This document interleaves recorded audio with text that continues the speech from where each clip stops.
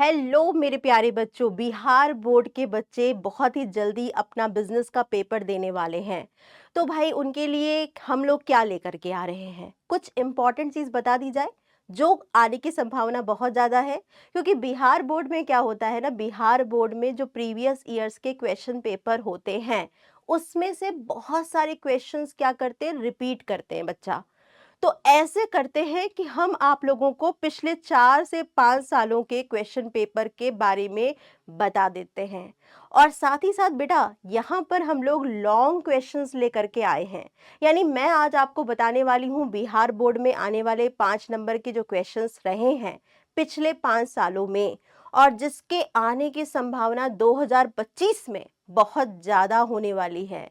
तो उन्हीं क्वेश्चंस को मैं आज आपको बताऊंगी। इस क्वेश्चंस के आंसर्स आप लोग अच्छे से तैयार कर लीजिए, क्वेश्चंस को अच्छे से समझ लीजिए, क्योंकि मेरा यकीन है कि 2025 में इसमें से बहुत सारे क्वेश्चंस आप लोगों को देखने को मिलेंगे। तो चलिए बात करते हैं बिहार बोर्ड की पीवाईक्यूज की, 5 नंबर के क्वेश्चंस की, यानी लॉन्ग क्वेश्चंस की। तो सबसे पहले बात करेंगे हम लोग 2020 में आए हुए 5 नंबर के क्वेश्चंस, 5 नंबर के क्वेश्चंस यानी लॉन्ग क्वेश्चंस। ठीक है, तो चलो यहां पर देखो, पहला क्वेश्चन जो 2020 में 5 नंबर का आया था वो था प्रबंध की अवधारणा को स्पष्ट करें। यानी प्रबंध यानी मैनेजमेंट होता क्या है उसके बारे में क्वेश्चन है। ठीक है, इसके बाद इसके महत्व की विवेचना करिए, यानी इंपॉर्टेंस पर क्वेश्चन आ गया बच्चा। यानी प्रबंध के बारे में बताना है और प्रबंध के इंपॉर्टेंस क्या है इसके बारे में बताना है। तो ये आपका 5 नंबर का क्वेश्चन था। दूसरा क्वेश्चन है स्कंद विपणी के किन्हीं 5 कार्यों की व्याख्या कीजिए। स्कंद विपणी का मतलब स्टॉक मार्केट, स्टॉक एक्सचेंजेस। ठीक है, इसके आपको 5 महत्वपूर्ण कार्यों की व्याख्या करनी है। सिर्फ कार्य की हेडिंग लिखने से काम नहीं चलेगा, प्रॉपर यहाँ पे क्या करना पड़ेगा, व्याख्या करना पड़ेगा। तीसरा क्वेश्चन है उपभोक्ता संरक्षण अधिनियम 1986, अभी हो गया है 2019, ठीक है, के अंतर्गत उपभोक्ताओं को उपलब्ध किन्हीं 5 अधिकारों की व्याख्या कीजिए। यानी यहां पर उपभोक्ता संरक्षण अधिनियम 1986 के अंतर्गत आने वाले उपभोक्ताओं के अधिकारों की व्याख्या करनी है। ठीक है, इसके बाद देखो बेटा, नेक्स्ट क्वेश्चन है आपका एक उद्यमी के मुख्य कार्य क्या है। यह भी आपका 5 नंबर का क्वेश्चन है। उद्यमी यानी एंटरप्रेन्योर जो होता है उसके 5 मुख्य कार्य आपको बताने हैं। ठीक है, फिर है पूंजी बाजार क्या है, इसकी किन्हीं 3 विशेषताओं को बताइए। यहां पर पूंजी बाजार यानी कैपिटल मार्केट बताना है और इसकी 3 विशेषताओं को ही एक्सप्लेन या व्याख्या करनी है। ठीक है, इसके बाद आता है नियोजन की किन्हीं 5 सीमाओं का वर्णन कीजिए। प्लानिंग चैप्टर से बेटा ये क्वेश्चन है, यहां पर लिमिटेशंस बतानी है, प्लानिंग की सीमा बतानी है और 5 सीमा की आपको व्याख्या करनी पड़ेगी। नेक्स्ट क्वेश्चन है औपचारिक तथा अनौपचारिक संदेशवाहन में अंतर बताइए, डिफरेंस बताइए। बच्चा यहाँ पर फॉर्मल और इनफॉर्मल कम्युनिकेशन में जो डिफरेंस होता है उसको आपको प्रॉपर एक्सप्लेन करना है। ठीक है, फिर आता है कार्यशील पूंजी को प्रभावित करने वाले घटकों का वर्णन करिए। कार्यशील पूंजी का मतलब हो गया वर्किंग कैपिटल, जो रोजमर्रा के खर्चों के लिए प्रयोग की जाने वाली पूंजी होती है।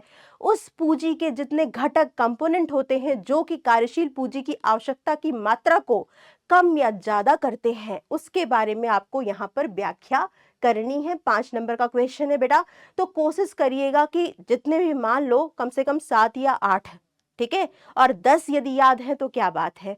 तो 10 घटक आप यहाँ पर लिख करके आइएगा और सभी घटकों को 2 या 3 लाइन में यहाँ पर व्याख्या करनी है। ठीक है, इसके बाद नेक्स्ट क्वेश्चन जो है हमारा वो है 2021 के पीवाईक्यूज।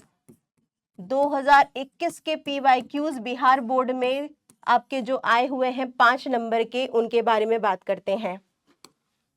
पहला क्वेश्चन है आधुनिक व्यवसाय में प्रबंध क्यों अधिक महत्वपूर्ण हो गया है।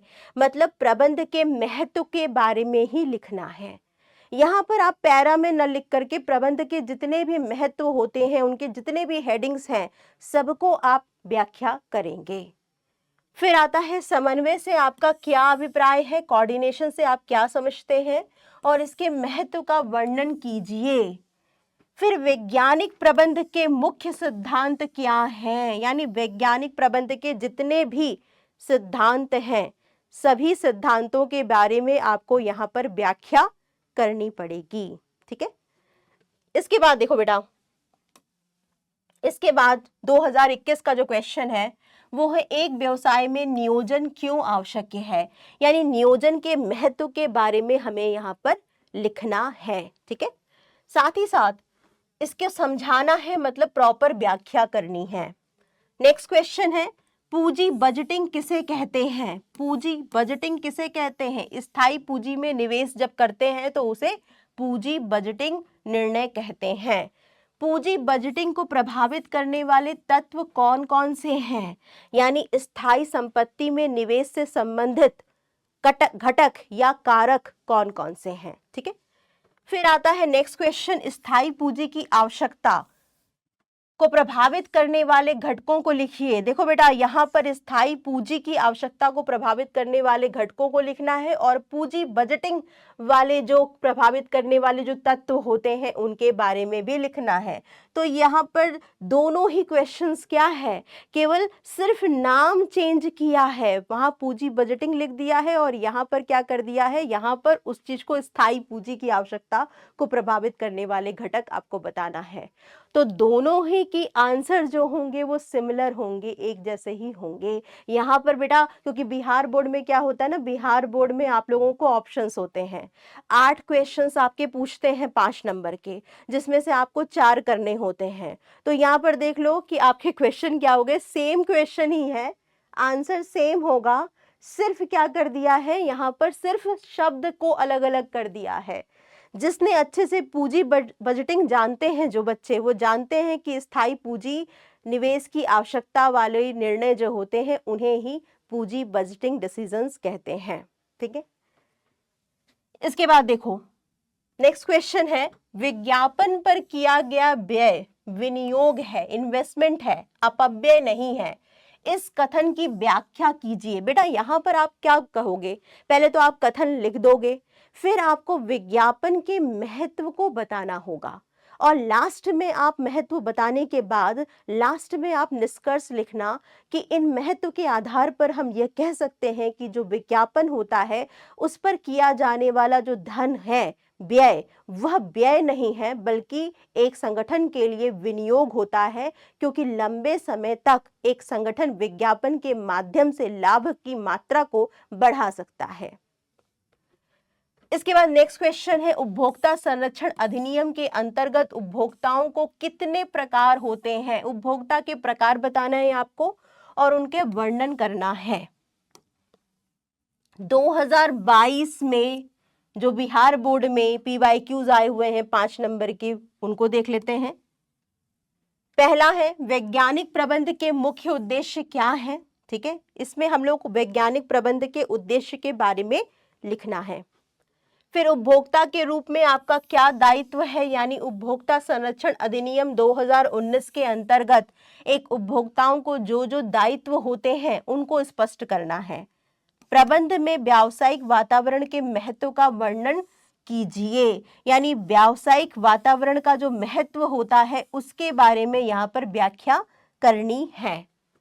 नेक्स्ट क्वेश्चन है केंद्रीकरण एवं विकेंद्रीकरण के बीच के अंतर को स्पष्ट करना है। जब भी हमें अंतर स्पष्ट करना है पहले हमें क्या लिखना पड़ेगा, केंद्रीकरण को डिफाइन करना पड़ेगा 2 से 3 लाइन में, फिर विकेंद्रीकरण को 2 से 3 लाइन में डिफाइन करना पड़ेगा, फिर हम लोगों को क्या करना पड़ेगा, अंतर का आधार, अंतर का आधार, ठीक है, 1 लाइन में, फिर क्या करेंगे भाई हम, केंद्रीकरण, केंद्रीकरण 1 लाइन में, फिर क्या करेंगे, विकेंद्रीकरण, विकेंद्रीकरण 1 लाइन में, फिर अंतर के आधार पर हम सबको अलग अलग लिखते जाएंगे। ठीक है, भारार्पण यहाँ होता है, यहाँ नहीं होता है, ऐसे ऐसे करके हमें सारे पॉइंट्स को एक्सप्लेन करना पड़ेगा, व्याख्या करनी पड़ेगी। नेक्स्ट क्वेश्चन क्या है भाई, एक उद्यमी के मुख्य कार्य क्या है? उद्यमी के मुख्य कार्य आपको यहां बताना है। पूंजी बाजार क्या है और इसकी किन्हीं 5 विशेषताओं को बताइए। नेक्स्ट क्वेश्चन, औपचारिक तथा अनौपचारिक संदेश वाहन में अंतर बताइए। बेटा सेम क्वेश्चन आप लोगों का आपने देखा कि 2021 में आया था और वही क्वेश्चन सेम क्वेश्चन 2022 में भी आ गया है। कार्यशील पूंजी को प्रभावित करने वाले घटकों का वर्णन कीजिए। ये क्वेश्चन भी हम लोगों ने प्रीवियस ईयर में देख लिया था, फिर भी देखो ये क्वेश्चन रिपीट हो रहा है। तो इससे मतलब तो इतना ही समझ में आ रहा है कि क्वेश्चंस बिहार बोर्ड में रिपीट होते हैं। इसके बाद 2024 यानी प्रीवियस ईयर्स का पीवाईक्यू है ये। पहला क्वेश्चन देखो, उपभोक्ता संरक्षण के महत्व का वर्णन कीजिए। सेम क्वेश्चन प्रीवियस ईयर्स में आया हुआ क्वेश्चन है, पिछले साल आया हुआ क्वेश्चन है, 2024 में भी आ गया। विपणन प्रबंध में विज्ञापन की भूमिका को समझाइए। विज्ञापन पर यह क्वेश्चन आ गया बेटा, यानी कहीं ना कहीं विज्ञापन के महत्व के बारे में ही हमें बताना है। यहाँ पर स्कंद विपणी क्या है, इसके कार्यों का वर्णन कीजिए। सेम क्वेश्चन हम लोग देख चुके हैं पिछले सालों में और ये क्वेश्चन फिर से यहाँ 2024 में पूछा गया क्वेश्चन है। ठीक है, इसके बाद देखो, स्थायी पूंजी और कार्यशील पूंजी में अंतर बताइए। ये एक आपका अच्छा क्वेश्चन आया है। जटिल नियंत्रण का क्या अभिप्राय है? ठीक है, जटिल नियंत्रण का क्या अभिप्राय है? प्रबंध के विभिन्न कार्य बताइए। ये बहुत ही आसान सा क्वेश्चन आ गया आपका 5 नंबर का। प्रबंध में जितने भी 5 कार्य हैं, पांचों कार्यों के बारे में आपको अच्छे से बताना होगा। ठीक है, इसके बाद हमने क्या देखा भाई, प्रशासन प्रबंध का हिस्सा है। इस कथन पर अपने विचार लिखिए। बेटा ये क्वेश्चन जो है बिहार बोर्ड में आया हुआ क्वेश्चन है कि प्रशासन को प्रबंध का हिस्सा माना जाता है। प्रशासन कौन लोग करते हैं? उच्च स्तरीय के प्रबंधक करते हैं। अतः कहीं ना कहीं उच्च स्तरीय प्रबंधक के जितने भी लाभ हैं या भूमिका है या कार्य है, उसको आप लोगों को लिखना पड़ेगा। ठीक है, व्यावसायिक वातावरण क्या है और इसकी विशेषताओं का वर्णन कीजिए। ये क्वेश्चन भी हम लोगों ने पिछले साल के क्वेश्चन पेपर्स में देखा था। तो ये सारे क्या थे, 2024 में आए हुए क्वेश्चंस थे। ठीक है, तो कहीं ना कहीं हमें ये तो समझ में आ गया है पिछले 4 सालों के पेपर को देख करके कि पिछले 4 साल के पेपर के क्वेश्चंस जो हैं वह बिहार बोर्ड में पूछ रहे हैं। साथ ही साथ ये क्वेश्चंस जो है वो सिर्फ बिहार बोर्ड में नहीं आए हैं, बल्कि आपको ये सारे क्वेश्चन यूपी बोर्ड में भी देखने को मिलेंगे, दूसरे अदर स्टेट बोर्ड में भी देखने को मिलेंगे। अतः हम कह सकते हैं कि ये सब क्वेश्चंस हमारे 2025 के बोर्ड में आने वाले इंपॉर्टेंट क्वेश्चंस में से एक हैं। तो सभी बोर्ड के बच्चे ये क्वेश्चंस भी तैयार करके जाइए, ये आपके लिए इंपॉर्टेंट होने वाला है।